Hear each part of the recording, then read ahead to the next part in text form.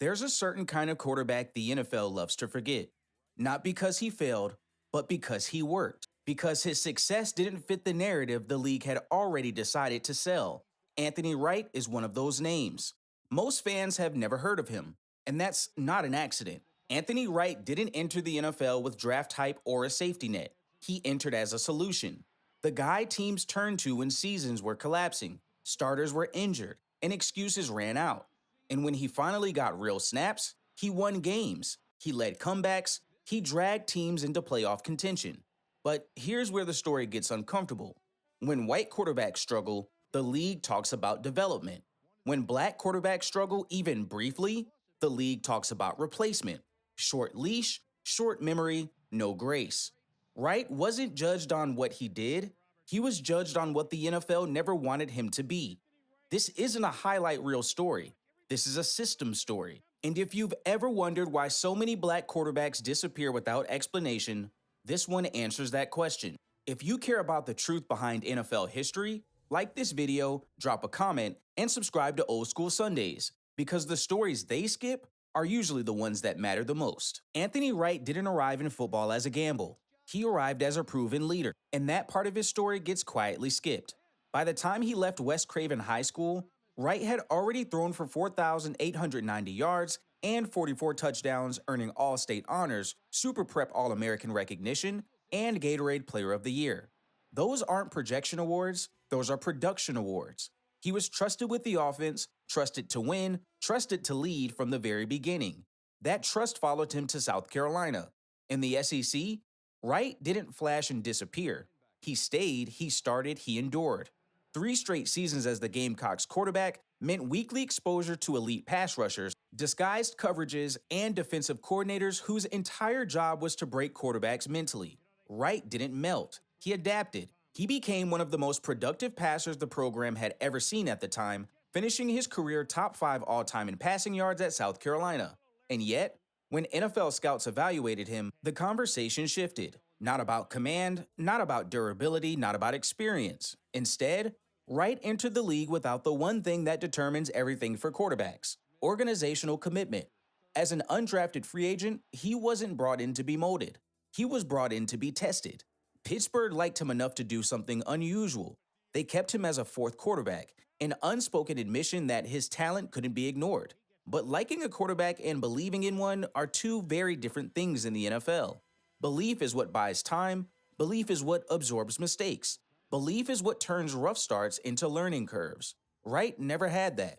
From his very first NFL camp, his margin for error was thinner than players drafted rounds earlier with less experience and fewer responsibilities. He wasn't competing against quarterbacks, he was competing against draft status. And once that label sticks, the league stops asking how good you are. It starts asking how fast it can move on. Which is exactly why Anthony Wright's NFL story doesn't begin with opportunity. It begins with survival, and survival quarterbacks are never given the benefit of context. Anthony Wright's NFL career didn't unfold on a timeline. It unfolded on injury reports. He wasn't drafted into a system with patience baked in. He was activated only when something broke. That distinction matters because quarterbacks who enter the league as emergency options are never evaluated like quarterbacks who are chosen. But when roster math tightened and draft investments needed protection, Wright was the one cut loose, not because he failed, but because he was expendable. That pattern followed him to Dallas. Wright didn't arrive as part of a plan. He arrived because injuries forced the Cowboys to look beyond the names they had already committed to. When Quincy Carter went down, Wright was pushed into the lineup midstream, expected to stabilize an offense he hadn't built and protect a season he didn't shape. The results were messy. Not surprising for a quarterback thrown into chaos, but the response was immediate. No recalibration, no patience, no extended evaluation. Instead, Wright was judged as if he'd failed an exam he was never given time to study for. Meanwhile, the Cowboys cycled through quarterbacks, 4 starters in a single season, searching for answers that never included commitment to the one they'd already seen operate under pressure. Wright wasn't losing a competition, he was losing a narrative battle he could never win. This is where the label hardened. Emergency quarterback, temporary solution, replaceable. Those labels stick harder than interceptions ever could.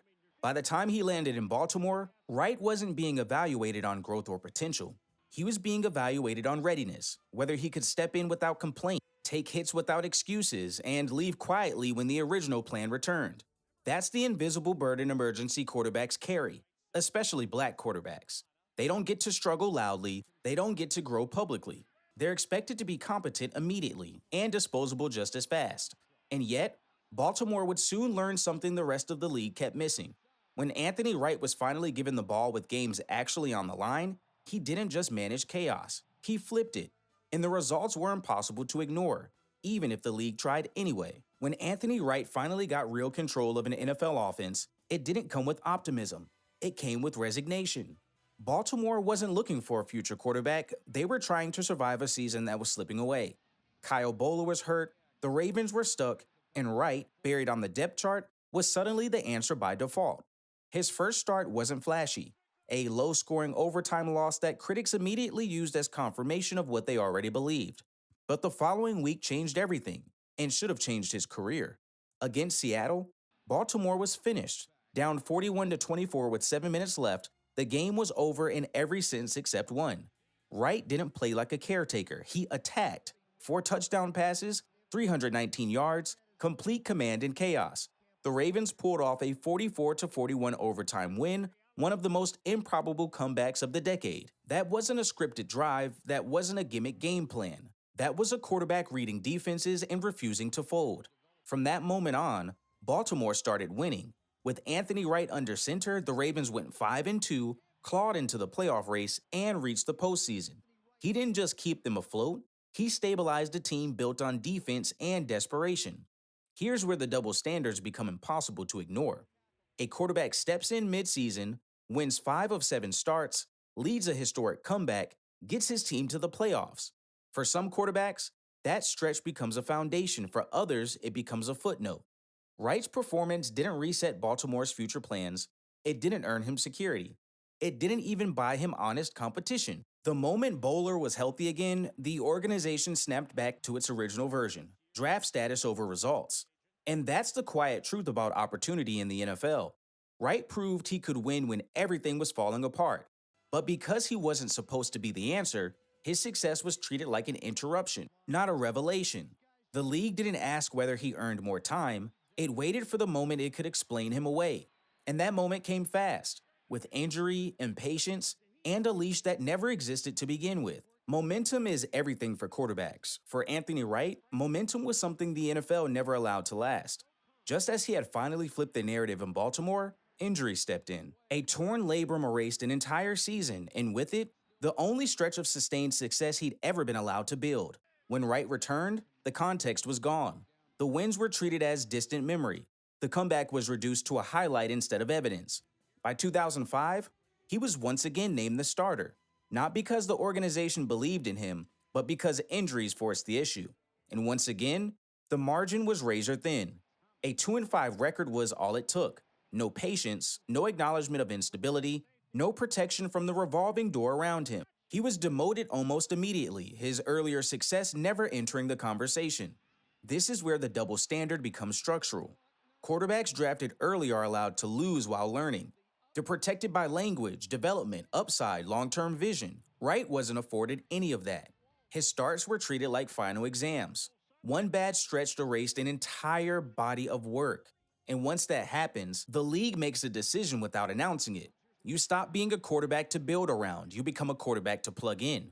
That's how Wright ended up bouncing. Cincinnati, New York, training camp competitions where the outcome was already decided by contract size and draft pedigree. In New York, he stood on a Super Bowl roster, watching history unfold, not as failure, but as someone the league no longer needed to explain.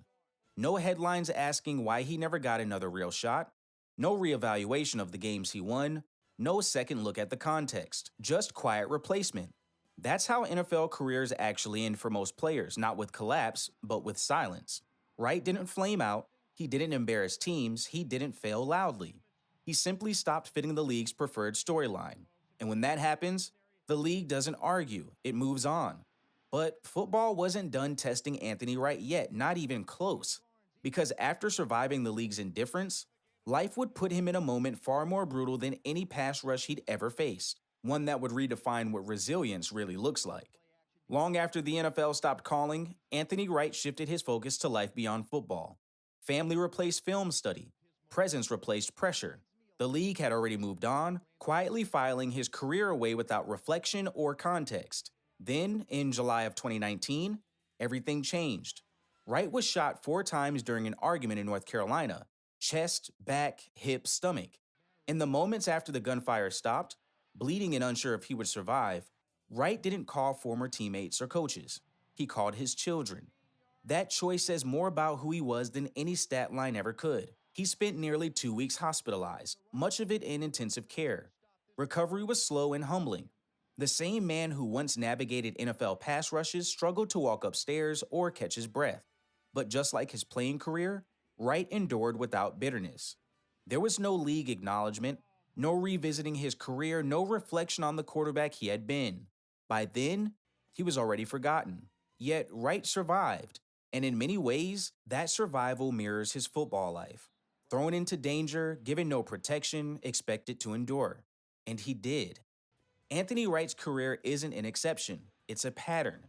He won games when teams were desperate, he stabilized seasons that were collapsing, but because he wasn't drafted to be the answer, his success was treated as temporary. Injuries erased momentum. Losses carried more weight than wins. Context was never applied.